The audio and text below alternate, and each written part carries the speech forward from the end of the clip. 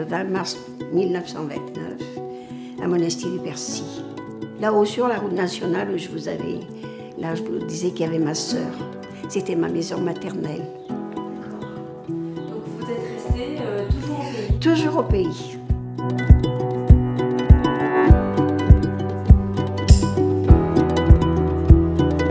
De ce temps-là, on vivait, on peut dire, en autarcie. C'est-à-dire qu'on avait un peu de tout. On avait quelques vaches, pas beaucoup, 2, 3 vaches. Toutes les années, des fois, on en élevait une, parce que vous savez, dans l'élevage, il faut renouveler. On avait aussi 2 ou 3 chèvres, pas bien plus. On avait 2 cochons. Avant, on se nourrissait avec le lard. On n'achetait pas de la viande, par principe. Mais on avait, bon, des poules, des lapins. Pour nourrir tout ça, il fallait... On avait du foin, on faisait un peu du blé. Mais bon, vous savez, l'exploitation, elle devait faire à peu près dans les 17 hectares. Et 17 hectares, c'était pas que des terres labourables, hein. Il y avait des côtes, des pentes où on n'allait pas, où on mettait que les bêtes. Et puis on labourait avec une paire de bœufs. Alors vous savez, ça n'allait pas bien vite, hein. Pour travailler, il fallait être bien souvent deux pour travailler. Un qui conduisait devant et l'autre qui regardait derrière la machine que les bœufs traînaient, quoi. Si on labourait, il fallait tenir les mancherons. Si on herçait, il fallait voir, hein, qu'on ne vit pas trop. Et puis ce qu'on appelait toucher un peu les bœufs, s'ils ne marchaient pas assez, avec un aiguillon. Il fallait en faire des heures. Encore, les bêtes, vous savez, elles étaient vite fatiguées, hein. Il fallait les laisser se reposer. Quand on les avait fait travailler, je ne sais pas moi, 2 heures, 2 heures et demie, on ne faisait pas plus, hein. Et encore, on les laissait souffler entre-temps. Voilà, on travaillait tout doucement, bien longtemps, pour ne pas produire beaucoup.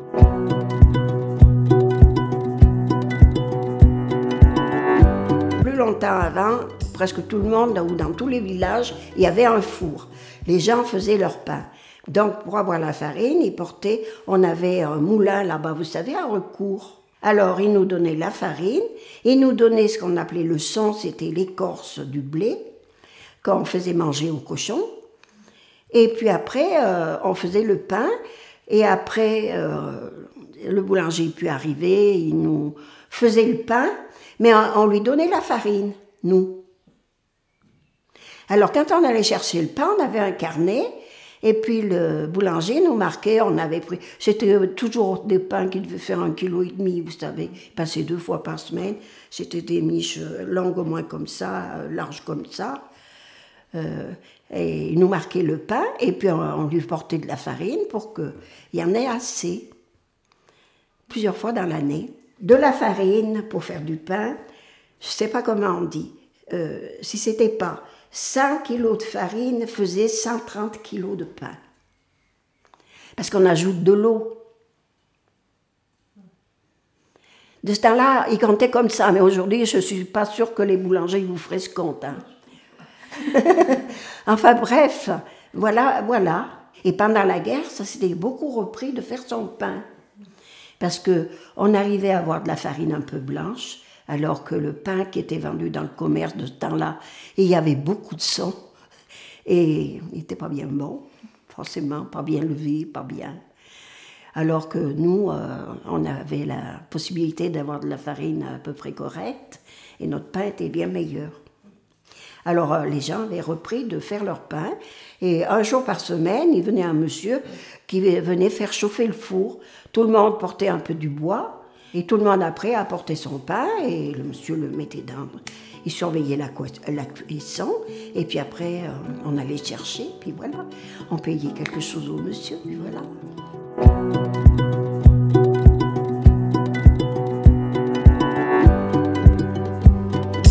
Ceux qui avaient de l'argent comme ça, parce que c'était familial, vous savez ce que c'est, il y a eu les seigneurs, il y a eu tout ça, et vous ne savez pas pourquoi, il y a toujours eu des riches et il y a toujours des pauvres, et il y aura toujours des riches, il y aura toujours des pauvres. Alors, il y en avait qui avaient des plus grandes propriétés ou qui avaient des bois qu'ils pouvaient vendre, qui ça leur apportait de l'argent. Et ils vivaient plus largement et en général, c'était les maires, ils avaient bien sûr les postes intéressants du village. Et c'est pour ça que quand, ma foi, quelqu'un de cette génération-là, c'était déjà pas de la génération de mes parents, c'était déjà de la génération encore d'avant. Le monsieur qui était bien gêné, soit qu'il ne pouvait pas payer ses impôts, soit que la maison, ils avaient eu une maladie, ils avaient été obligés de faire venir le docteur et tout, qu'ils n'avaient pas d'argent. Bon, ben, quand ils étaient pris à la gorge, ben, on allait voir le monsieur du village qui était un peu...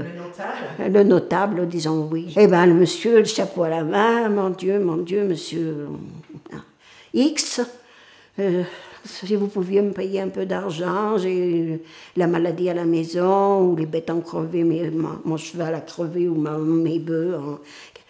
Et bon, ben, le monsieur dit, ah, ben, allez, va. Ben, voilà. Il lui donnait un peu d'argent. Et puis bon, ben, je vous le rendrai dès que je pourrai.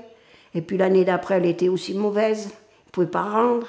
Puis des fois, il fallait encore aller demander encore un peu d'argent. Il lui donnait encore un petit peu. Et puis au bout d'un moment, l'année d'après ou quelque chose, il lui disait, mais tu sais, là-bas, là, à côté de mon sein, tu sais, tu as un petit morceau là-bas. Eh bien, écoute, tu vois, tu me le donnes et puis on ne parle plus de l'argent que je t'ai prêté. Et voilà comment ils ont beaucoup agrandi leur propriété.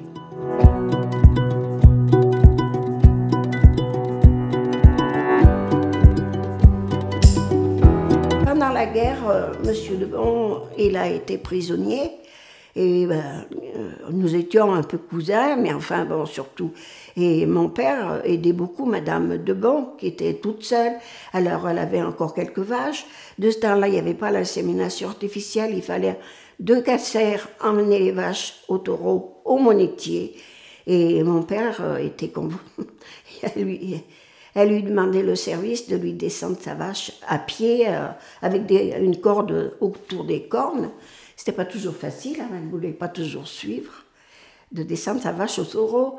Elle avait, de ce temps-là, je vous dis bien, on avait un peu de tout. Elle avait des ruches. Quand c'était le moment d'enlever le miel au printemps, eh bien, c'était mon père qui y allait.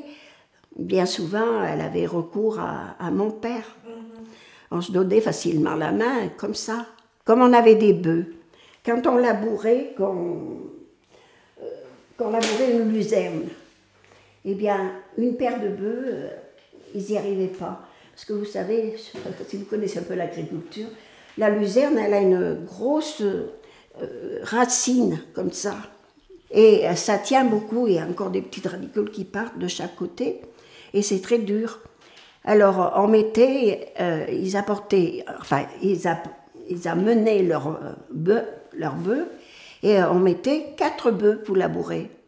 2 à la charrue, puis 2 devant qui tiraient. Et puis, vous savez, ça arrivait que si jamais un voisin était malade ou quelque chose, et bien des fois, on allait on donnait un coup de main. Vous savez, mieux qu'aujourd'hui. Gracieusement, hein.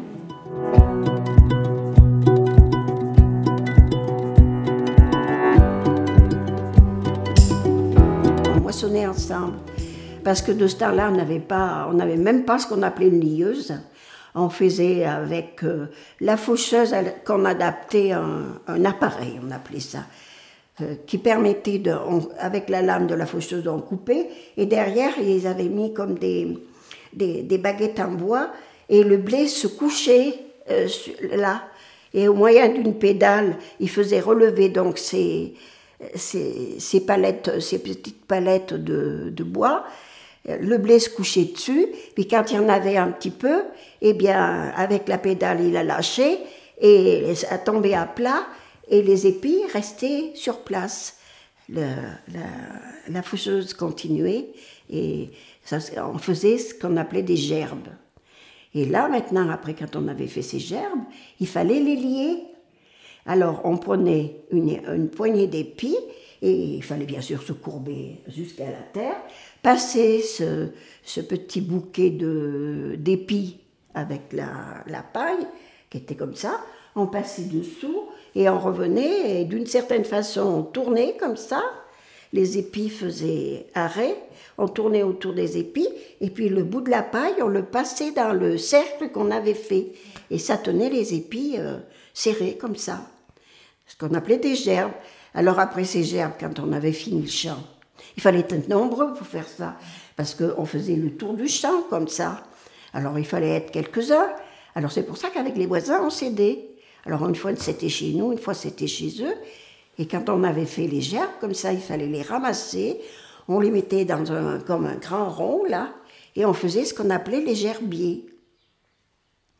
C'est-à-dire qu'on mettait les gerbes, on partait avec 4 gerbes, qu'on mettait comme ça, puis après on les dressait les autres comme ça, et puis allez, on tournait, et on faisait une petite pyramide, si je pourrais vous dire, ronde. Et alors ça se terminait comme ça, si bien que le blé, on le moissonnait pas trop, enfin avant que le grain ne tombe, hein, il fallait le moissonner. Et il se finissait de se mûrir comme ça, avec le soleil, parce qu'on continuait de moissonner, tout, après il fallait, c'était du travail, hein. Et ils mûrissaient encore un peu, et s'il pleuvait, du fait qu'ils étaient pointus sur la paille, vous voyez, ça se mouillait pas. Alors dès que la pluie après avait passé, s'il venait un peu de soleil, eh bien on pouvait prendre les gerbes pour les rentrer à nouveau à la maison pour faire les batteuses.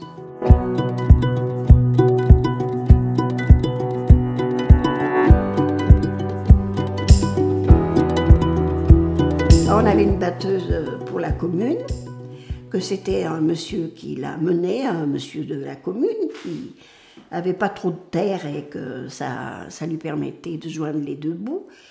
Et il allait de ferme en ferme pour faire la batteuse. Alors pour faire la batteuse, il fallait demander un peu à tout le pays de venir vous aider.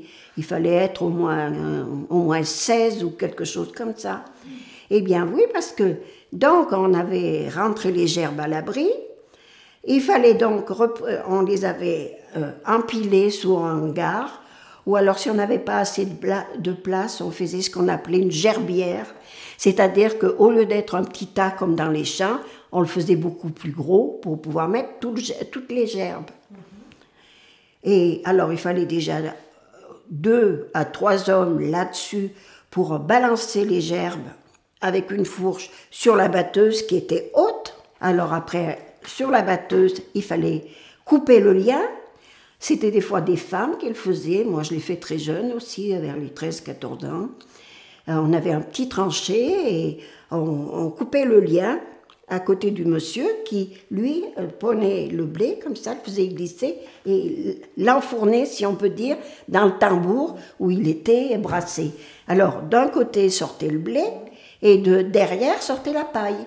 Et dessous, il sortait même ce qu'on appelait la poussière, qui était le grain, la coche du blé. Vous savez, le blé tombait dans des sacs, et il fallait qu'il y ait largement 2 hommes.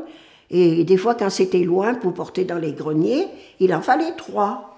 Parce que il fallait attacher le sac à 2, et il le mettait sur l'épaule il fallait, on choisissait toujours les plus costauds pour mettre là, parce qu'il y en a qu'ils n'arrivaient pas, parce qu'ils faisaient largement 81 kilos.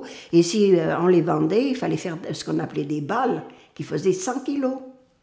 Alors vous savez, il fallait forcer, hein, c'était pas du repos les batteuses. On commençait tôt, on finissait tard. Alors, je vous dis, au moins 2 au sac. Et puis à la paille derrière, c'était pareil. Passé un temps, il fallait prendre la paille pour en faire un paillet, ce qu'on appelait aussi, qui restait dehors.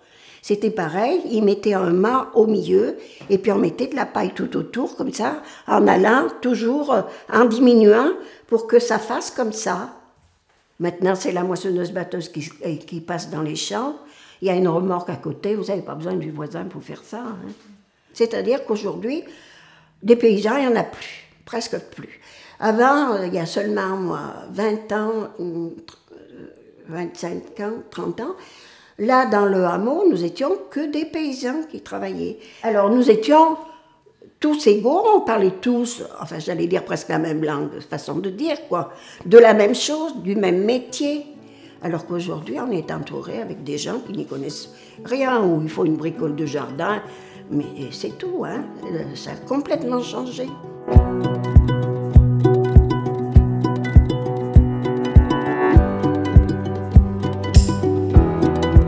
Maintenant, on a des semoirs. On passe avec des semoirs. Premièrement, déjà, avant qu'on ait bien les tracteurs, ils avaient fait des semoirs après la guerre, quand on attelait ou aux chevaux ou aux bœufs, ceux qui avaient des bœufs, et qui mettaient le blé en ligne dans la terre, l'enfonçaient en même temps. Parce qu'avant, quand on avait labouré comme ça, effectivement, quand on venait pour semer, on semait à la main. C'est-à-dire qu'on prenait un sac dans lequel quand on faisait la batteuse, on mettait un bon sac comme ça, on nouait deux angles pour que ça fasse, comment vous dire, j'allais dire un panier, c'est pas un panier puisque c'était en toile, et qui se mettaient au bras, les hommes, avec du grain dedans, ce qui semait, soit du blé, soit de l'avoine au printemps ou de l'orge. Et ils partaient et ils avaient ce qu'on appelait, il y avait une récitation, le geste auguste du semeur. C'est-à-dire qu'effectivement, il fallait marcher du même pas, droit, et puis avec le bras, on avait pris une poignée, on faisait comme ça. On épandait le grain. Donc, la largeur d'épandage n'était pas tellement large. Alors, pour pouvoir aller droit, il fallait marquer ce qu'on appelait des sillons. Alors, les sillons, je ne me rappelle pas, je crois que c'était 7 pas.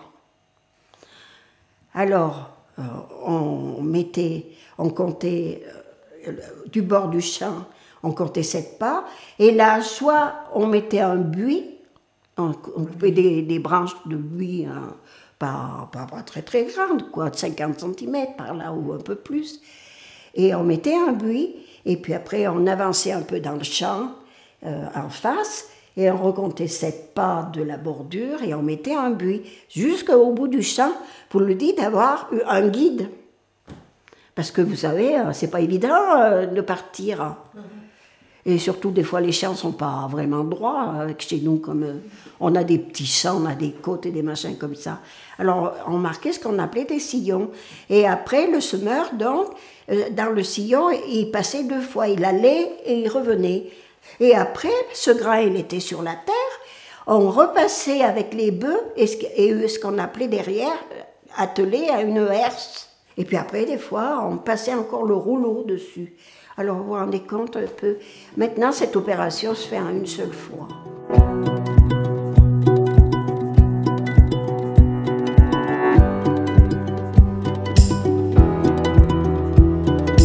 Et bien, vous savez, les enfants donnaient la main très tôt.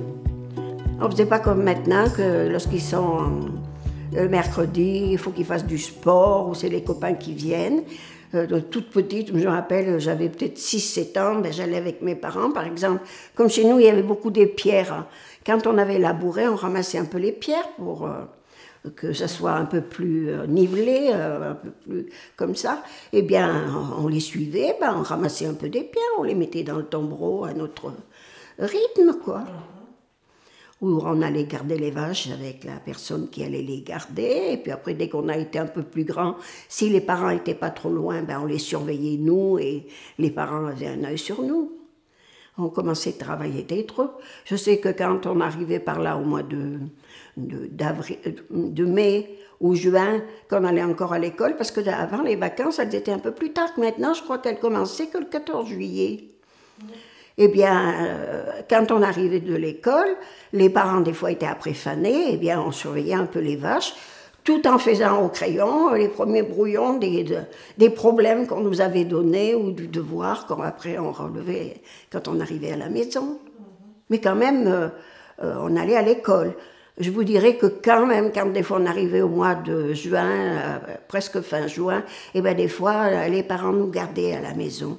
Parce qu'ils allaient faner plus loin, et quand on arrivait à 4 heures, il n'y avait plus personne, et voilà. Et ou des fois même on rentrait un peu plus tard, des fois on rentrait qu'à la Toussaint, pour donner un peu la main aux parents. Et vous auriez voulu continuer vos études à l'école, vous? On nous avait dit comme ça, c'était, vous savez, il venait de passer une crise, je crois, en 1936, qui avait été, enfin, si, je ne me rendais pas compte à ce moment-là, mais que j'ai entendu parler par la suite. Et vous savez, il y avait beaucoup de chômeurs en ville. Alors mes parents ont dit, l'instituteur, ma sœur travaillait très bien, moi j'aurais pu suivre aussi. Ils voulaient qu'elle continue ses études parce qu'elle était vraiment douée. Eh bien, mes parents ont dit non, pourquoi faire des études pour aller faire des chômeurs en ville? En restant à la campagne, elle aura toujours de quoi manger. Voilà, point à la ligne. Voilà, alors je veux dire qu'on ne s'est pas rebellé contre cette action, quoi. Ma mère est morte très jeune, malheureusement. Elle avait 52 ans, moi j'avais que 13 ans. Et mon père est resté tout seul et nous étions toutes les deux avec ma sœur, on lui aidait à travailler la ferme. Alors je suis restée là jusqu'à ce que je me marie avec mon mari, puis que je vienne ici travailler avec lui. Et ma sœur est restée à la maison. On a fait la dure vie qu'il y avait à ce moment-là.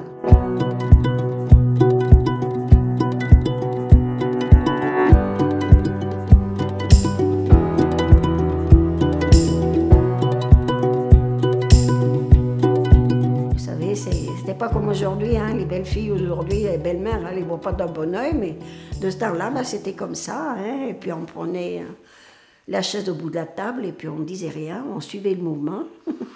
On faisait que de travailler, puis on fermait sa gueule. Et vous savez, c'était pas quand même toujours simple aussi de s'entendre avec la belle-mère. Hein. C'est que la belle-mère, elle régnait quand même. Hein. Ben, il fallait faire tout ce qu'il y avait à faire. Avec les enfants en plus.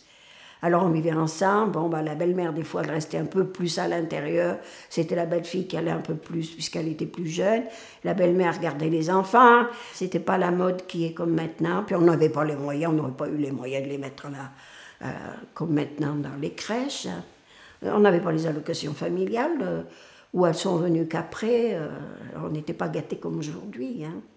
Et vous aviez quel statut vous en tant que femme? Point. C'est ce qui fait qu'on a des retraites de misère. Parce que de ce temps-là, comme faisaient aussi beaucoup d'artisans, eh bien, même si leurs femmes les aidaient pour faire les papiers ou même encore des fois des choses comme ça, mais elles n'étaient pas déclarées, si bien qu'elles n'avaient pas de retraite parce qu'il fallait payer, et ils avaient déjà bien de peine à joindre les deux bouts, et s'il avait encore fallu payer les assurances pour une femme avec la retraite cotisée pendant des années, ça aurait mis en déséquilibre le budget, ça ne serait peut-être pas sorti, et alors la femme n'était pas déclarée. Et puis de ce temps-là, les agriculteurs n'avaient pas de retraite. Après, ça a été mis comme ça, et il a fallu cotiser. Nous avons été la génération qui a commencé à cotiser comme il faut. Et avant, ils avaient donné une retraite de misère pour les vieux. Ça va bien qu'ils vivaient avec leurs enfants dans la maison, et les enfants continuent à travailler, puis ils supportaient les vieux jusqu'à ce qu'ils soient morts. Je veux dire que même dans les passations de ferme, eh bien, c'était le père, s'il donnait à son fils sa ferme, c'était bien marqué qu'il devait les chauffer, les éclairer, les laver, enfin laver le linge, les soigner s'ils étaient malades, jusqu'à leur mort. Ça s'écrivait, ça? Ah, ben, devant le notaire, oui, il y avait la passation.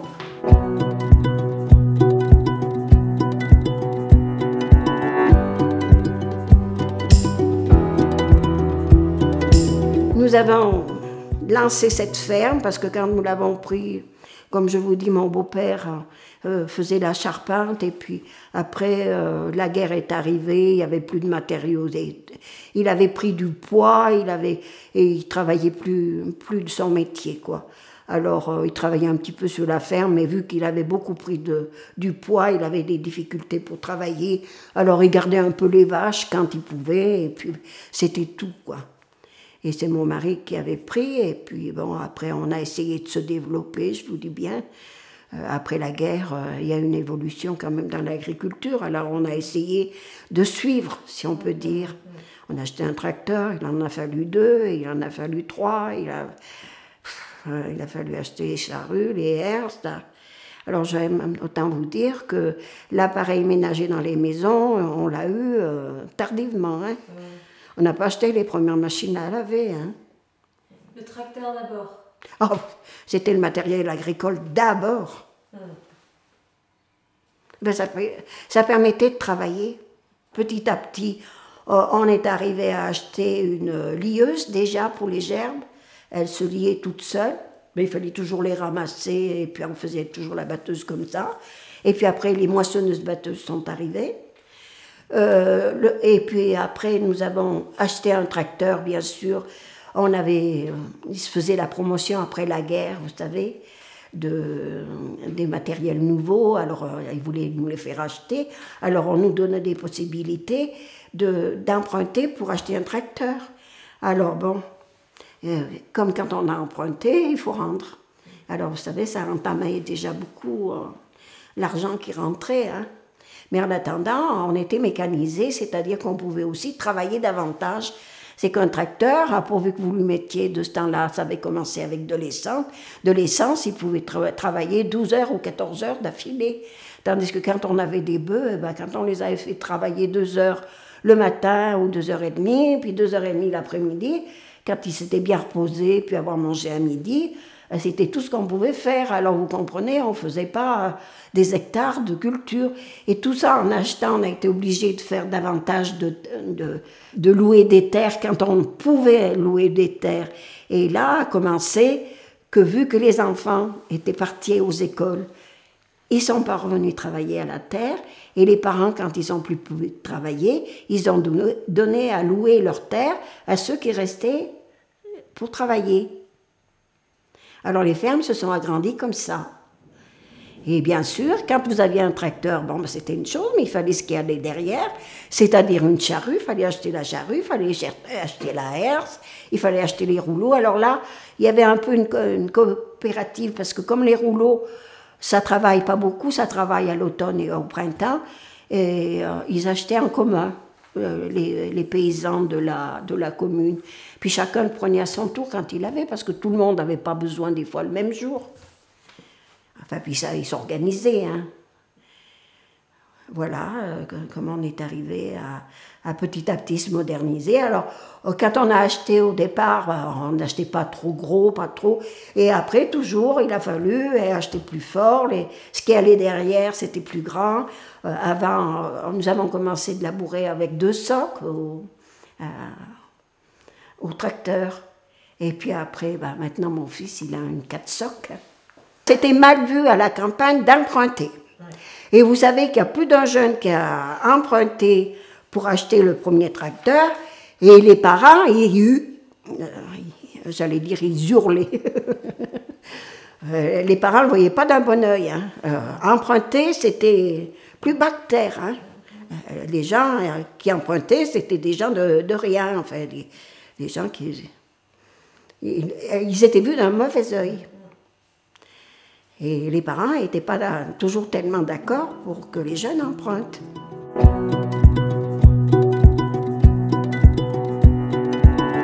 Nos anciens, ils avaient besoin de fruits, alors ils avaient planté des arbres. Alors il y avait des noyers, il y avait un peu des pruniers, il y avait un peu des pommiers. Alors ça faisait un peu quelques fruits pour la campagne. Je vous dis bien, puis il y avait bien dans des maisons, ils avaient 2-3 ruches. Ça faisait un peu du miel, c'est ce que je vous dis.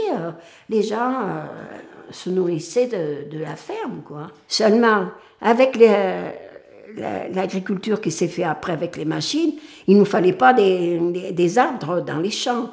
Parce que quand on passait avec le tracteur, on les écorchait, alors, et puis ils étaient vieux. On replantait pas. Les jeunes, ils n'aimaient pas les arbres, parce que quand on labourait avec des bêtes, il fallait labourer autour des arbres, c'était déjà bien difficile. Mais après, quand on a commencé de mettre les machines, ces arbres, ça nous embêtait. Et puis quand on faisait tourner une moissonneuse-batteuse, par exemple, par la suite, on payait à l'heure. Vous comprenez qu'on n'allait pas faire manœuvrer Alors c'est là qu'on a commencé d'arracher les haies pour faire un peu des champs un peu plus grands.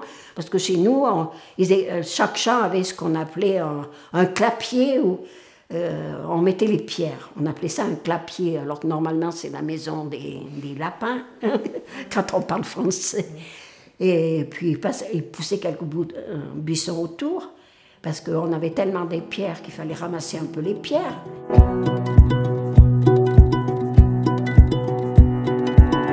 C'est-à-dire qu'on a eu un peu plus des vaches, et alors ça faisait beaucoup plus de traites, et puis après on a acheté, quand on a pu, une traite mécanique, quoi. On a acheté une machine à traire. Il fallait toute une installation, c'était déjà cher. Et puis alors nous, ce qu'on avait, c'est qu'avant, il y avait des toutes petites écuries dans les maisons. Il y avait la maison et puis il y avait eu la portion qui était... Alors dessous, il y avait une écurie, puis la grange était au-dessus.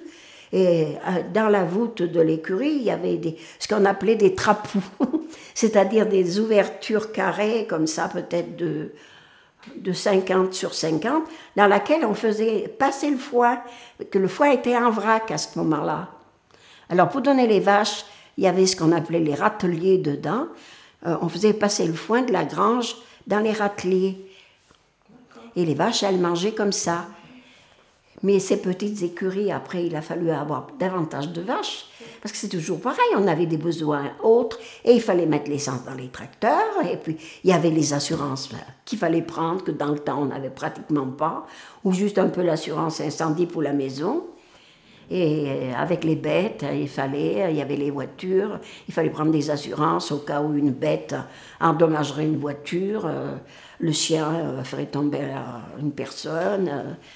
Alors nous avons donc été obligés de faire construire une grande écurie. On a pu acquérir, il y avait un espèce de vieux garçon là à côté qui avait des bâtiments qui est mort sans succession.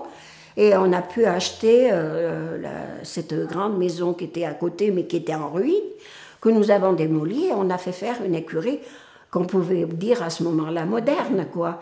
C'est-à-dire qu'on pouvait rentrer un tracteur entre les deux rangées de vaches pour apporter du foin pour qu'elles mangent, quoi. On n'avait plus besoin de donner à la fourche comme on faisait avant, quoi.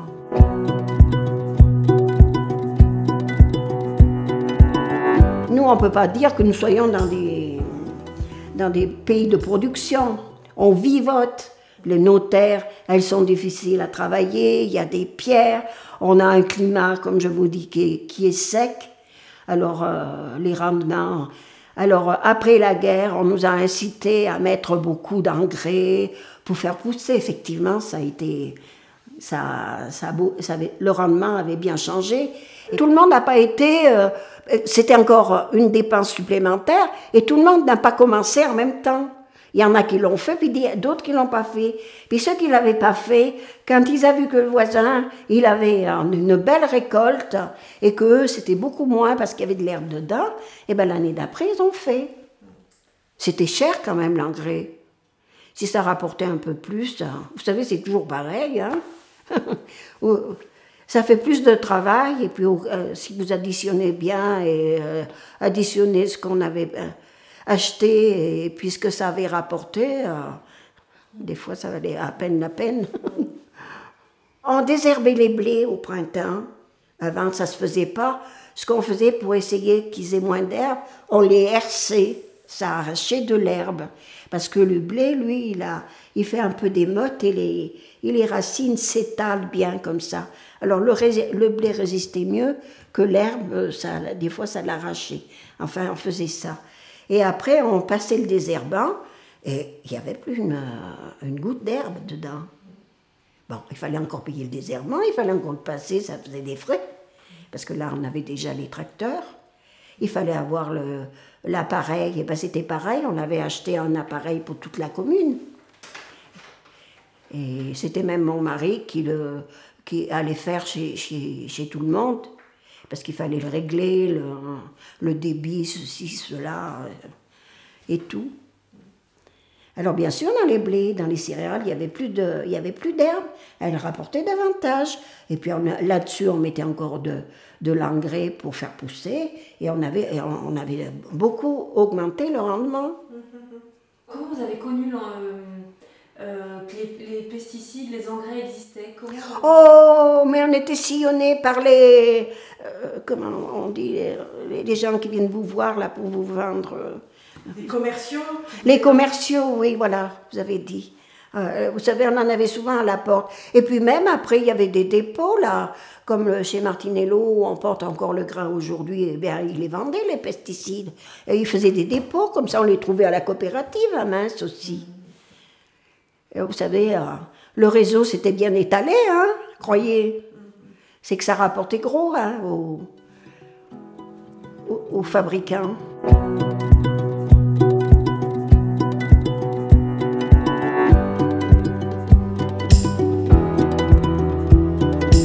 Avant, on avait des blés qui étaient beaucoup plus hauts. Et après, ils ont sorti des blés. Le défaut de ces blés qui étaient trop hauts, comme ça, les années qu'il y avait des fois un orage ou quelque chose, qu'ils étaient grands, prêts à moissonner ou quelque chose, il venait un gros orage, ça les couchait par terre. Et après, c'était très difficile pour les moissonner. Ça faisait des fois de la perte, s'il se trouvait qu'il pleuvait plusieurs jours de suite, les épis étant près du sol, ils avaient trop d'humidité, ils moisissaient ou quelque chose comme ça. Et après, ils ont fait une variété qui était beaucoup, la paille était beaucoup plus raide, ils étaient beaucoup moins hauts et ils tenaient mieux. On avait moins ce qu'on appelait de la verse, c'était de la verse, vous voyez. Et puis, oui, dans bien des choses, hein. Les races ont changé. Même alors chez les vaches, avant, on mettait les vaches au taureau quand elles étaient en chaleur. Et après, ça a été l'insémination artificielle, toujours pour essayer d'améliorer la race, pour qu'en les soignant bien, elles aient plus de lait. C'était toujours pour que ça rapporte davantage. Mais vous savez, c'est un cercle vicieux aussi, parce que au plus vous leur donnez bon, il faut acheter des céréales, des produits qu'on met dedans pour des oligos et aliments ou des machins comme ça, vous savez. Moi, je ne suis pas bien tout ça, et puis c'est déjà loin pour moi. Et ça coûte de l'argent, et c'est très cher, et le lait n'augmente pas, au contraire.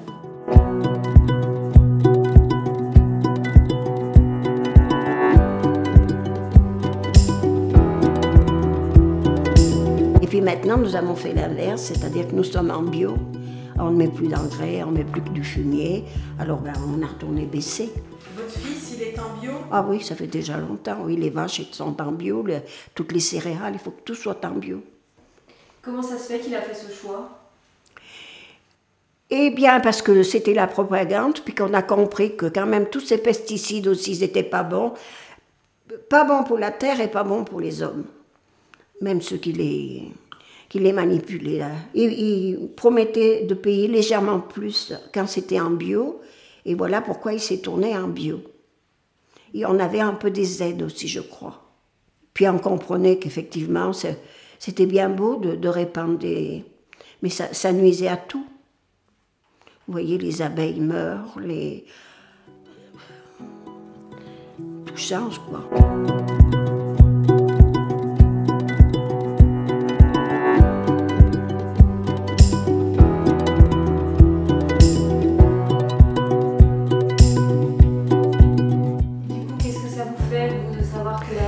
Eh bien, je vais vous dire, ça fait mal au cœur d'avoir vu partir ces vaches, qui avaient toujours eu des vaches à traire, mais que je comprends très bien du moment, je comprends très bien la situation, et bon, ben, c'était bon à faire. Hein.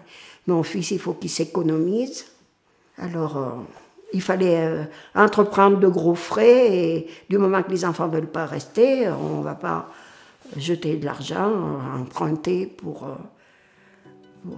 que ça s'arrête dans quelques années, quoi.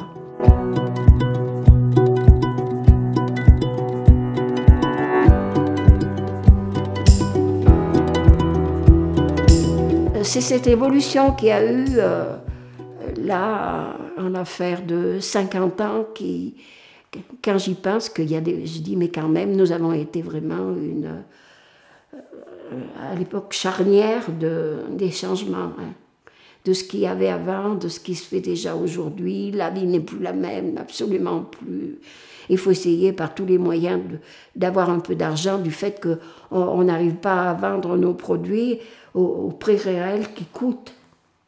Alors si on veut tenir, alors comme là, il va faire de la viande. Eh bien, il va essayer, quand il a des veaux de lait, de faire abattre ces veaux de lait, mais dans les normes sanitaires voulues, dans les abattoirs, et puis travailler par des bouchers, pour vendre des caissettes de viande un peu plus chères pour essayer que la bête rapporte un peu plus que si on vend un maquignon qui lui prend son bénéfice, que le grossiste va prendre le bénéfice, que les abattoirs vont prendre le bénéfice, que après le boucher il va encore prendre son bénéfice. Ça arrive la vendre très cher chez celui qui l'achète, et avec ça, celui qui l'a vendu, il ne gagne pas sa vie. Éviter les intermédiaires, en fait. Et voilà. C'est ça qu'ils veulent essayer de faire la production de proximité, si on peut, si tout le monde veut jouer le jeu, c'est-à-dire que comme par exemple les collèges, ceux qui achètent, les hôtelleries, prendre un peu les produits du pays pour éviter de prendre voilà, tout à fait les circuits courts, au lieu de prendre toute cette filière-là qui prend son bénéfice chaque fois. Il faut avoir suffisamment de clients pour pouvoir écouler sa marchandise. Puis après, s'il y en a trop, on est obligé de la faire filer par les filières longues, quoi. Puis surtout que maintenant, on nous promet là, des marchés là-bas avec l'Argentine ou le Mexique, où ils ont de la viande bon marché, quoi. Mais il ne faut pas comparer des pays comme ça, où ils ont des 2000 hectares, 3000 hectares sur lesquels les bêtes s'élèvent toutes seules, ils n'ont pas besoin de bâtiments, il ne fait pas de mauvais temps, il fait pas... C'est que chez nous, avec le mauvais temps, elles restent quand même dans l'écurie, des fois courant novembre, jusqu'à fin avril. Alors ça fait quand même des mois et des mois qu'il faut les nourrir à l'écurie, hein. On travaille beaucoup, et puis quand on fait le calcul, c'est que vous savez, l'agriculture, on l'a étouffée en France, on n'a pas voulu nous soutenir, on nous fait mourir à petit feu, et puis voilà, c'est terrible. Parce que qu'est-ce qui se passera dans les années à venir? Qu'est-ce qu'on sait? Si un jour il y avait un conflit, qu'on ne fasse plus venir des produits d'Amérique, d'Espagne, je ne sais pas de vous dire, du monde entier comme il vient maintenant, qu'il n'y ait plus de transport, eh bien je ne sais pas ce que les 67 millions de Français mangeraient, hein, parce qu'on a tué l'agriculture en France. Hein.